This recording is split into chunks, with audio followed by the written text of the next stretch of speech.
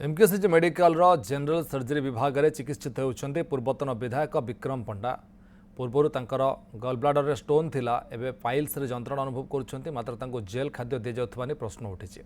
रोगी मेडिकल रहिले तांको मेडिकल खाद्य देबा कथा किंतु विक्रम को जेल रो खाद्य ही खाइबाकू दिया जाउछि जाको तांको वकील दीपक पट्टनायक प्रश्न उठाइछंती।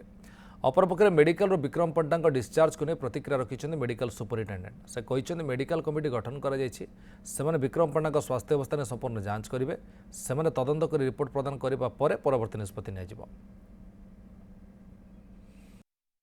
आज विक्रम पंडा को हॉस्पिटल रे देखा करने जाते विक्रम पंडा असह्य जंत्रणा पेट एवं मलद्वार रोला। विक्रम पंडा पाइल्स द्वारा आक्रांत होती से जो डाक्तर राउंड रे आसते पचरा जाता से चिकित्सा देखिए परीक्षा निरीक्षा करेंगे जदि पाइल्स को ऑपरेशन दरकार इमिडिएटली ऑपरेशन दरकार करेंगे बोली कहते।